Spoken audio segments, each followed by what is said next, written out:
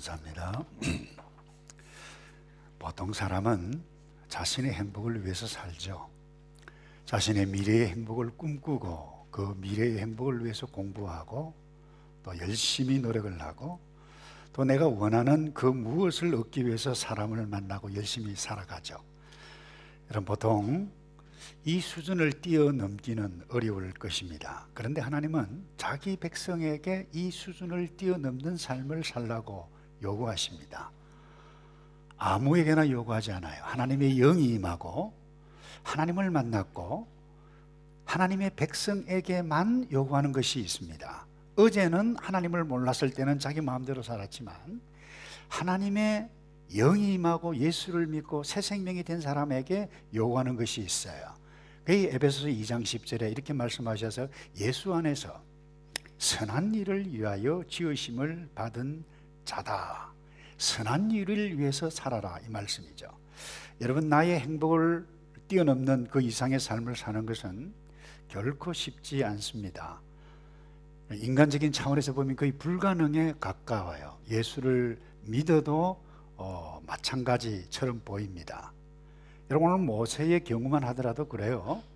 탁월한 궁중교육을 받고 신앙교육을 받고 또 지난주에 나누었습니다마는 영광의 하나님, 능력의 하나님을 온몸으로 경험을 했어요. 근데 실제적으로 너 가서 이제 다른 사람 위해서 살래, 다른 사람 구출할래, 죄 때문에 억압 가운데 있고 그 어떤 잘못된 시스템 때문에 억압을 받고 있는 그 사람들을 구할래, 나가라 라고 했을 때 갈등하며 주저합니다. 오늘 본문은 그 하나님과 실제적으로 이 줄다리기 하는 내용을 보여주고 있죠. 결국 우리가 아는 바대로 모세는 쓰임을 받게 되어지는 위대한 지도자, 영도자로 이 땅에서 살다가 천국에 가 있는데요. 오늘 이 모세 그리고 우리가 이 땅에서 보통 삶이 아닌 하나님께서 하나님의 나라 가치를 위해서 보통 수준을 뛰어넘는 그와 같은 삶을 누려가기 위해서 극복하고 기억하고 우리가 붙잡아야 할 것이 무엇인지 그것을 오늘 함께 좀 나눠가기 원하는데, 첫 번째, 여러분, 자존감을 잃지 말아야 합니다. 자존감이라고 하는 것은 내가 나 자신에 대해서 바라보는 생각 때문에 얻는 감정을 이야기하죠. 여러분, 자신에 대해서 부정적인 생각을 가지고 있으면 그 어떤 일도 정상적으로 수행하기가 어려워요. 여러분, 모세도 마찬가지예요. 어떻게 보면 객관적으로 나이 많은 것 빼놓고 교육이며 모든 것 괜찮음에도 불구해 가고 자기에 대해서 잘못 쳐다보는 것을 보게 됩니다. 애국 궁정 교육을 받았어요. 신앙 교육을 받았어요. 또 하나님의 영광과 능력을 온몸으로 경험한 사람이에요. 그런데 너 억압받는 민족, 동족을 위해서 나설래? 라고 할 때에 부정적인 반응을 보였어요. 1절을 볼까요? 모세가 대답하여 가로되 그러나 그들이 나를 믿지 아니하며 내 말을 듣지 아니하고 이르기를 여호와께서 내게 나타나지 아니하셨다 하리이다 그랬어요. 모세가 왜 이러죠? 이렇게 좀 심하다고 생각할 수 있겠습니다만 객관적으로 보면 충분히 이와 같은 말들을 할 수 있어요. 나이 많죠. 체력도 떨어지죠. 또 자원도 없죠. 할아버지, 이 모세가 갑자기 사람들 앞에 나타나가지고 바로에게 나타나고 백성들에게 나타나고 하나님의 백성이다, 하나님이 나를 보냈다, 나와 이 백성들과 함께 하나님 산에 가서 예배 드리게 하라 라고 할 때에 누가 나를 믿어줄까? 예, 가겠습니다, 이렇게 생각할 자 별로 없다는 것입니다. 그런데 더욱이 하나님께서 모세에게나 성경 역사에게나 우리에게 요구하시는 하나님의 말씀은, 부여하시는 일은 그 어떤 것 하나 쉬운 일이 없다라고 하는 점이에요. 예를 들어 물고기 잡았던 어부 베드로에게 너 나를 따르라 그러면 사람을 얻는 사람이 될 것이다. 쉽지 않아요. 자, 포도주가 없는 상황이에요.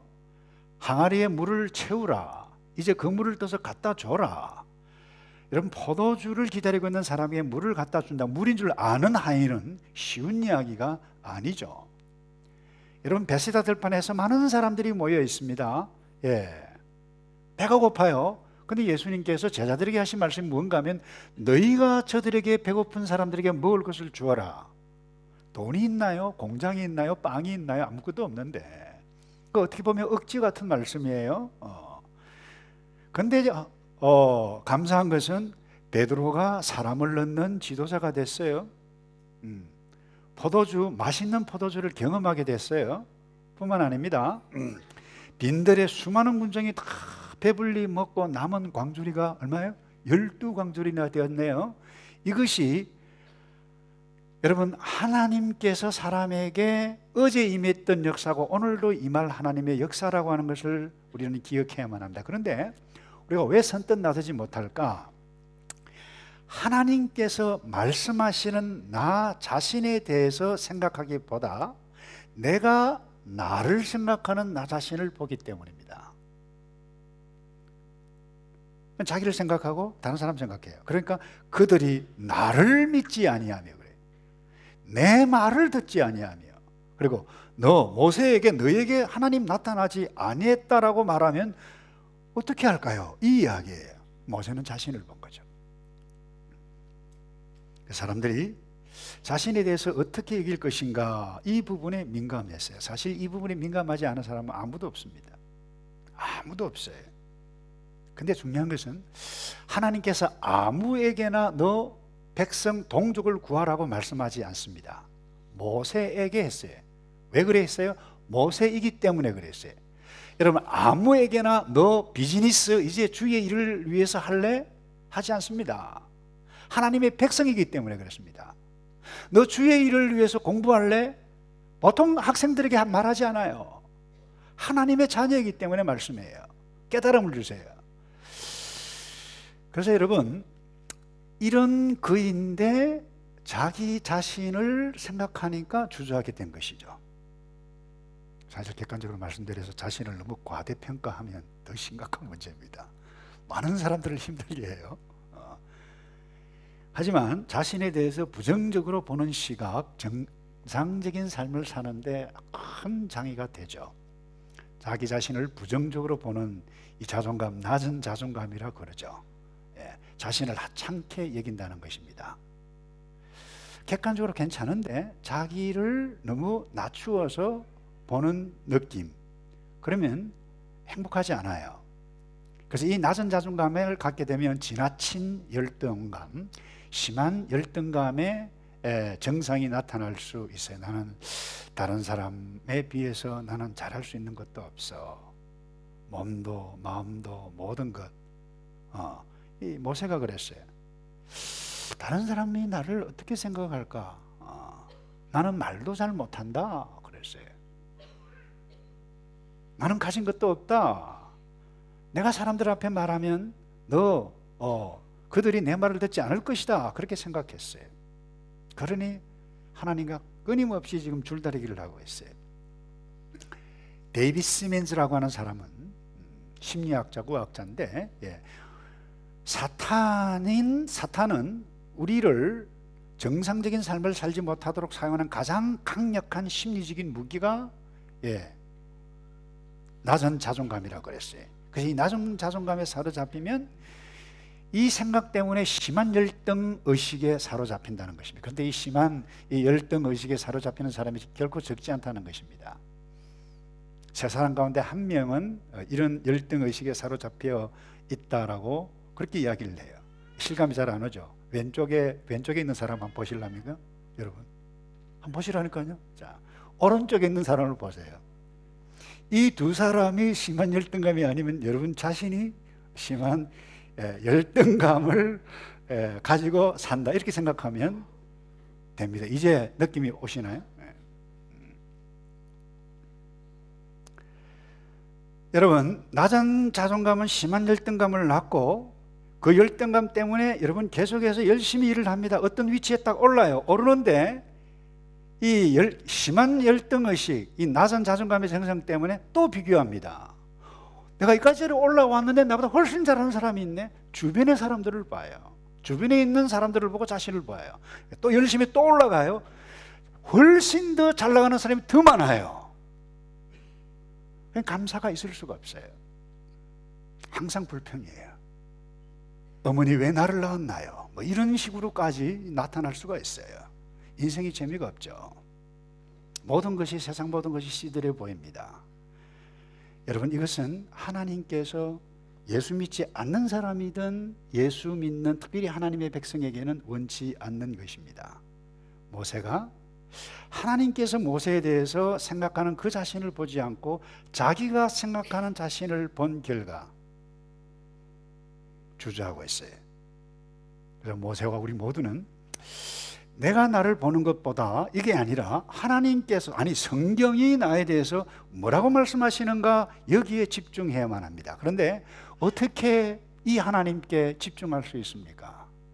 쉬운 이야기가 아니에요. 그러나 모세는 모세가 만난 하나님을 생각해야 돼요. 불타는 떨기나무 영광 가운데, 능력 가운데 임했던 그 하나님을 묵상해야 돼요. 또 그 하나님께서 동족을 긍휼히 계시는 그 하나님의 마음을 묵상해야 돼요. 그래서 오늘 자기 연민에 빠지기를 잘하는 여러분, 우리 자신에서 벗어나는 유일한 길은 하나밖에 없어요. 다른 것 없어요. 그건 말씀으로 오신 하나님을 생각하고 묵상하는 것입니다. 더 구체적으로 말씀드리면 기록된 하나님의 말씀인 성경을 읽고 묵상하는 것입니다. 그래서 이 성경을 통해서 하나님이 누군지를, 너가 누군지를, 하나님께서 너에게 원하시는 것이 무엇인지를 이 말씀이 우리에게 말씀하는데, 이것을 여러분 읽고 묵상하고 읽고 반복해 가게 되실 때 우리에게 어느 순간에 경건의 능력이, 하늘의 영적인 힘이 우리 가운데 나 자신에 대해서 바른 생각을 할 수 있도록 돕는 것입니다. 제가 지난주 한 분을 만났어요. 오래전에 북한을 탈출한 한 여인이 이제 쉽게 얘기하면 쪽제비죠. 북한을 탈출한 어린아이들을 돕는 사역을 하는 선교사님의 사모가 된 사람의 이야기를 제가 들었어요. 북한을 오래전에 탈출을 했네요. 중국에 가서 살아남기 위해서 안 한 일이 없었어요. 하지 말아야 할, 경험하지 말아야 할 일들도 했어요. 그런데 한 선교사님을 만나서 예수 믿는 사람들이 모여가지고 숨어서 공동체 생활을 하면서 그것에 한 일이 이것이었다 그래요. 아침 먹고 성경 읽고, 점심 먹고 성경 읽고, 또 성경 읽고 쉬었다가 또 밥 먹고 또 성경 읽고 또 성경 읽고, 이러기를요. 근데 이 과정 가운데 이분이 자신을 알았고 하나님을 알고 자신이 누구인지를 알고, 그래서 은혜의 눈물을 흘리면서 어제를 생각하며 지금도 시간만 나면 말씀을 읽고 통독하고 그 은혜의 시간을 갖는다라고 하는 이야기를 제가 들었어요. 여러분, 성경을 읽으면 육체적으로 망가진 사람도 회복이 됩니다. 하나님의 말씀을 대하면요, 하나님의 영이 말씀을 읽는 가운데 우리 가운데 역사 조명해 주세요. 그리고 하나님이 어떤 분인지를 깨닫게 해주세요. 내 자신이 누군지를, 무엇을 위해서 할 것인지 살 것인지를 보여주시고 깨닫게 해주세요. 우울증까지 사라지는 줄로 믿습니다.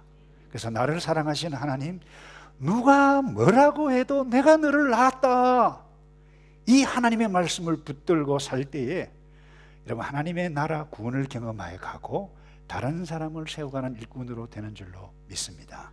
그래서 하나님께서 나에 대해서 어떻게 말씀하시는지 정리해 볼까요? 나는 하나님의 자녀입니다. 나는 세상의 빛입니다. 나는 새로운 피조물입니다. 어제의 삶이 아니라 보라, 이전 것은 지나갔다 그랬어요. 그리고는 나는 하나님의 일을 하도록 부름받은 존재. 에베소 2장 10절 제가 다시 읽을게요. 우리는 그의 만드신 바라, 그리스도 예수 안에서 어떤 일을요? 선한 일을 위하여 지으심을 받은 자니. 여러분, 이 선한 일이라고 하는 것은 교회에서 봉사하고 설교하고 찬양하고 이것을만 두고 이야기하는 것이 아닙니다. 하나님을 만난 사람이, 내가 하나님을 만난 학생이, 하나님의 언약의 자매가 하나님 가치를 가지고 공부하는 그 선한 일이에요. 내가 청소를 하든 운전을 하든 비즈니스를 하든 무엇을 하든 하나님의 가치를 가지고 내가 하나님의 나라를, 하나님의 질서를 이 땅에 이루기 위해서입니다라고 할 때 그것은 거룩하고 선한 일인 줄로 믿습니다. 그래서 하나님은 저와 여러분을 세상에 둘도 없는 유일한 작품으로 만드셨어요. 사람 살리는 일을 하라고. 여러분, 이 부르심이 모세에게, 어제 모세에게 오늘 저와 여러분의 있음을 믿고 일어서는 저와 여러분 되기를 축복합니다. 그럼 두 번째요, 하나님의 능력의 도구임을 믿어야 된다는 거예요. 누가요? 나가. 자, 사람을 살리고 백성을 구하는 일은 모세가 아닙니다. 하나님이에요. 이것을 믿을 때 모세가 일어설 수 있어요.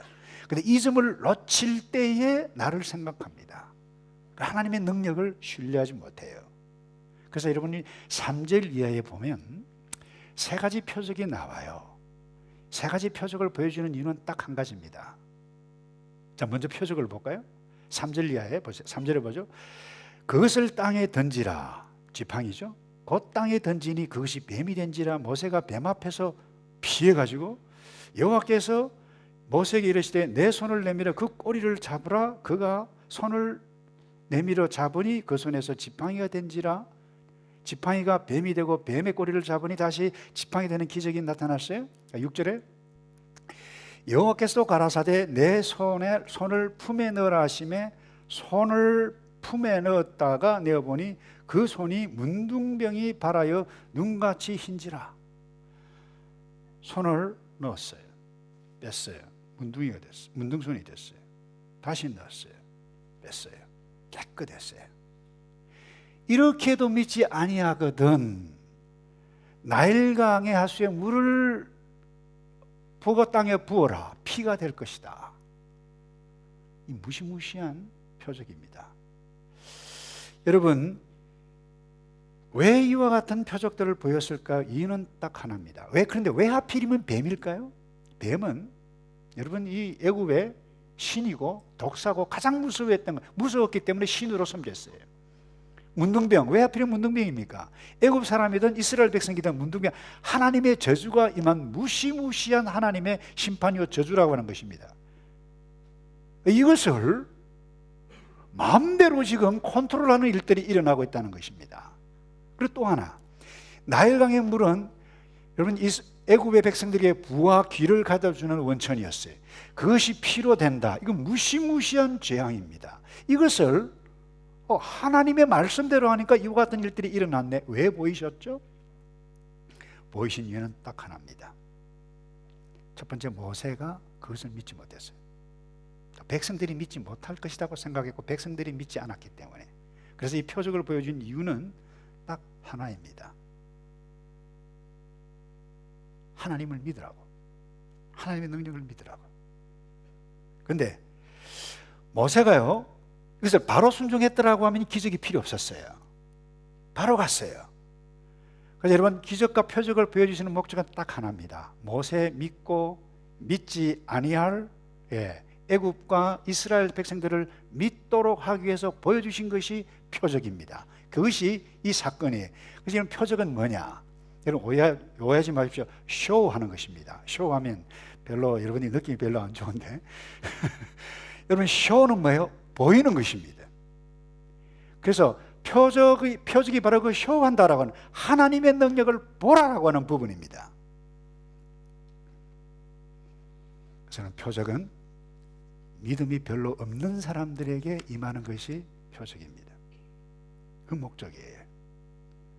그래서 기적과 표적이 어디서 많이 일어나느냐? 선교지에서 많이 일어납니다. 다시 말해서 불신자, 초신자에게 이와 같은 경험들을 하나님께서 보이신다는 것이죠. 성경에도 마찬가지입니다. 다시 말해서 믿지 아니하는 자, 초신자들에게, 믿어야 할 자들을 위해서 보이시는 것이 표적이요 기적입니다. 그래서 믿음이 성숙한 자에게는 표적이 덜할 수 있고 안 나타날 수도 있습니다. 믿음이 있는데요, 왜? 하나님을 믿는데 표적이 왜 필요해요? 여러분, 신약 사도 바울을 한번 보십시다. 복음을 증거할 때 엄청난 기적과 표적들이 다른 사람들을 위해서 나타났어요. 멜리데 샘에 가서 독사에게 물렸는데 살아났어요. 누구를 위해서요? 그 원주민들을 위해서. 그걸 보고 우와, 하나님이다 그랬어요. 믿도록 하기 위해서. 자, 사람들을 모아놓고 설교할 때 유두구가 떨어져 죽었어요. 살렸어요. 이런 위대한 능력이 바울을 통해서 나타났어요. 그런데 정작 바울에게는 심각한 질병이 있었습니다. 나았나요? 안 나았나요? 이상한 사람 말이 안 되잖아요. 안 나았어요. 내 은혜가 족하도다 그랬어요. 이유는 딱 하나입니다. 표적은 하나님의 능력을 믿어라. 그래도 목사님, 나는 표적을, 기적이 막 일어난 것을 보기를 원합니다. 지난주 말씀드렸죠. 예수님께서 너 번거로 믿느냐? 보지 않고 믿는 것이 복되도다. 아멘을 안 하시네. 여러분, 이때는 아멘을 해야 되는 겁니다. 네. 아멘을 유도하는 것이 아니에요. 이 얼마나 중요한 말씀이에요. 그래서 여러분, 이 애굽 사람에게 가장 무서운 재앙의 상징인 것들을 보여줬어요. 그리고 능력이 모세에게 있는 것이 아니라 모세가 하나님의 말씀을 믿고 맡길 때에 어떤 일들이 일어나는가 보아라, 이게 표적이고 모세에게 보여준 거예요. 그래서 도구는 하나님께 드려지고 맡겨질 때에 하나님의 구원의 능력이 임합니다. 그래서 2절에 보실까요? 여호와께서 그에게 이르시되 내 손에 있는 것이 무엇이냐? 그가 가로되 지팡이니이다. 모세가 가지고 있는 것이 거의 아무것도 없었죠. 몸하고 지팡이, 양도 이대로 장인 거예요. 아무것도 없었어요.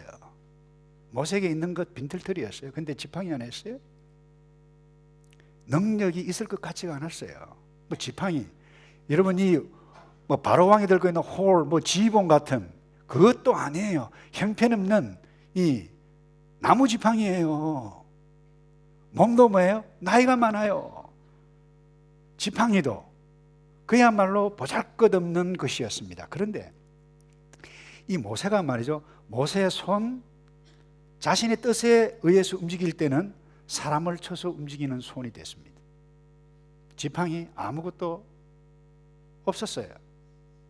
그런데 이것이 하나님께 내어 드릴 때에 하나님의 능력의 도구가 되었다라고 하는 사실, 이것이 여러분 성경에 끊임없이 우리에게 보여주는 사건입니다. 여러분, 다윗이 어떻게 골리앗을 물리쳤나요? 돌멩이가 이겼죠, 그죠? 물맷돌이. 그렇지 않아요, 여러분. 다윗이 말이에요, 너 하나님의 군대를 모욕하는 너는 칼과 단창으로 나오지만 나는 만군의 여호와의 이름으로 나가노라. 하나님의 능력을 믿고 나아갔을 때의 물맷돌이 골리앗의 이마를 맞추었지. 물론 평소 실력도 좋았어요.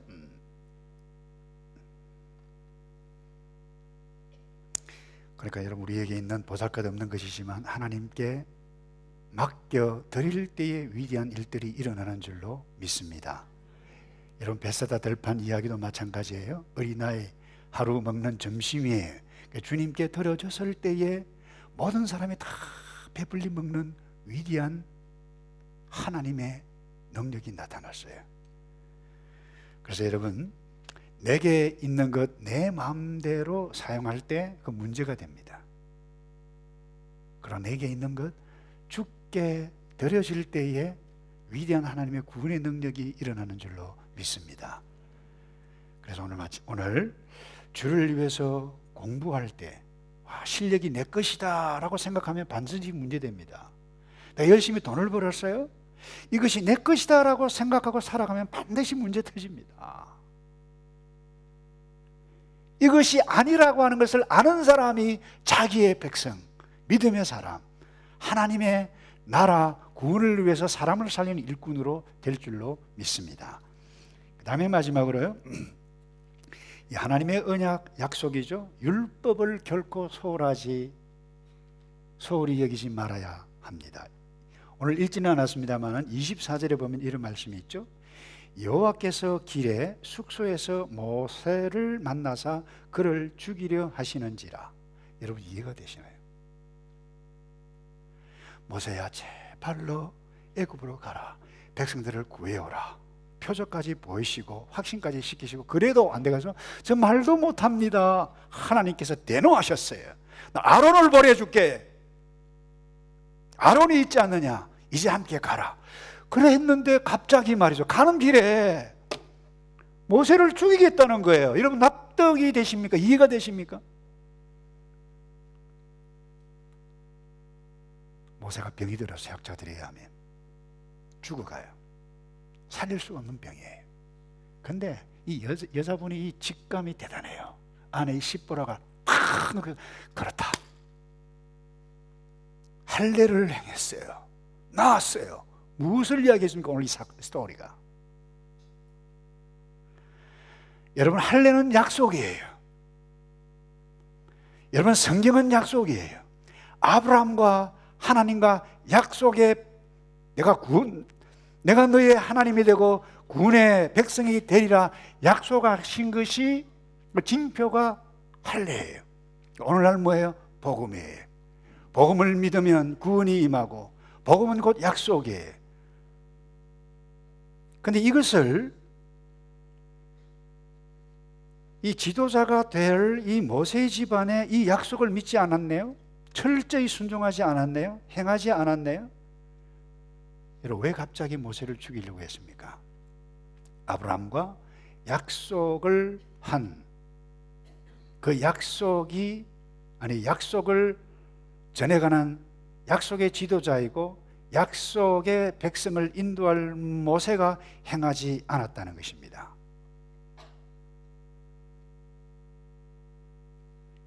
여러분 약속의 표징이 어제는 할례이고 오늘은 세례예요. 내가 하나님의 백성이다라고 하는 정체의식을 갖고 하나님의 법을 철저하게 순종하지 아니하면 죽습니다. 근데 세례 받지 않았다고 여러분 현장에서 적사하는 사람은 아무도 없습니다. 오늘 이 말씀의 의미를 잘 깨달아야 됩니다. 하나님의 백성이 사명도 있어요. 오늘 우리에게도 마찬가지로 우리에게 복음이 있어요. 그러나 이 복음이 우리에게 가르쳐 주시는 구체적인 말씀을 순종하지 않으면 반드시 영적으로 죄송해 이미 죽었다라고 하는 의미입니다. 여러분 우리가 교회의 약속이든 하나님의 말씀에 의한 약속이든 적어도 복음 안에 살아가는 저와 여러분이라고 하면 복음을 결코 소홀히 가볍게 여겨서는 되지 않습니다. 이 말은 복음을 통해서 우리에게 보여주시는 하나님의 법, 이 법을 모르거나 별로 신경을 쓰지 않고 자기 나름대로 살아가는 것, 여러분 위험하다는 것입니다. 아무런 일이 일어나지 않을 것입니다. 그런데 성경은 붙잡을 교훈은 이미 영적으로 죽어가고 있다, 이 점을 놓치면 곤란할 것입니다. 구약의 예를 다시 하나 예를 들고 정리를 하겠는데요, 다윗이 이스라엘 지파들을 다 이제 평정을 하고 한 가지 일, 여호와의 법궤가 저 아비나답의 집에 있는데 예루살렘 성전으로 가지고 오는 거예요. 그 운반할 때 소에 술에다 실어서 왔는데 낙원 타작마당에 딱 들었었는데 갑자기 소가 뛰니까 언약궤가 뛰었어요. 그 우사가 말이죠, 어이구 떨어지겠다 딱 잡았어요. 현장에서 즉사했어요. 그 표현에 의하면 몸이 찢어져서 죽었다 그랬어요. 이런 일이 있습니까? 법궤 떨어진 건 막았는데 그 귀한 마음이에요. 정성이 담겨있는 마음이에요. 왜 그랬어요? 어제 구약의 일입니다. 하나님의 법대로 행하지 않았기 때문입니다. 언약궤는 레위인이 나무로 그 고리에 메어서, 여러분 그것도 배를 끈으로 메어서 운반해야만 했었습니다. 이것을 몰랐어요. 왜 죽었어요? 몰랐기 때문에. 하나님의 법이 백성들이 몰랐다는 것입니다. 무지했다는 것입니다. 여러분, 모세가 백성을 구하는 일은 귀한 일임에 틀림이 없어요. 그러나 약속의 백성의 표신 할례를 자기 아들에게 행하지 않은 것은 용납할 수 없었다라고 하는 부분입니다. 백성을 인도할 지도자가 지도자의 가정에 철저하게 하나님의 약속이 이행되지 않았다는 것입니다. 여러분, 지도자든 백성이든 오늘 저와 여러분은 이 세상의 지도자들이에요. 영적인 지도자들이에요. 하나님께서 우리에게 약속을 복음으로 주셨어요. 이 복음에 담겨져 있는 의미가 뭔가? 세상의 빛이야 소금이다 했는데 싸움을 하고 목사가 사람을 죽이려고 그래요. 성도와 성도끼리 싸움을 해요. 교회의 능력, 하나님의 구원의 능력이 사라질 수밖에 없어요. 왜? 죽었기 때문에. 여러분, 하나님께서 우리에게 주신 이 약속을 소홀히 여기는 것을 하나님은 견디지 못하십니다. 하나님은 약속의 하나님, 우리는 약속의 자녀이고 복음의 자녀입니다. 그래서 철저하게 이런 말씀을 읽고 또 읽는 가운데 내가 누구인지를 깨달아가요. 주님, 내가 죄인이네요. 내가 잘못했네요. 주님의 은혜가 아니었다면, 주께서 십자가에 몸짓고 피 흘리지 않았다라고 하면 내가 새로운 존재가 될 수 없었네요. 근데 내가 또다시 죄를 짓는 자니, 또다시 포악을 행한다니, 여러분 천부당 만부당합니다. 이 깨달음을 성령께서 주시는 줄로 믿습니다. 우리는 이런 사람이에요. 내가 너를 낳았다. 여러분, 철저하게 우리는 말씀의 법을 다른 사람 관계없이 나를 부르신 그 하나님 앞에 철저하게 순종하는 것이 절대적으로 필요한 이때, 여러분 말씀을 정하면 이제는 하나님의 자녀입니다. 공부를 해도 주를 위해서, 일을 해도 주를 위해서, 모든 것, 그 어떤 것을 하더라도 주님의 영광을 위해서, 특별히 하나님 없이 사는 사람들을 구하기 위해서 내가 어떻게 할까 묵상하며 고민하고 실행하는 저와 여러분 되시기를 주님의 이름으로 축복합니다. 아멘. 오늘은 특별히